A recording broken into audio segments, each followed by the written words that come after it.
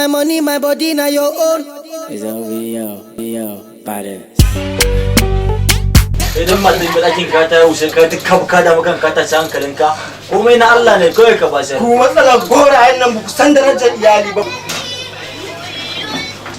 Lo salamu alaikum mu ne ko su ne alhamdulillah namiji ko to ku kun ji an haifi Salmanu Salmanu an ce hankalinka saboda farin cikin haihuwar Salmanu da aka yi kowa ka dafa mai duk abin da yake so a wajen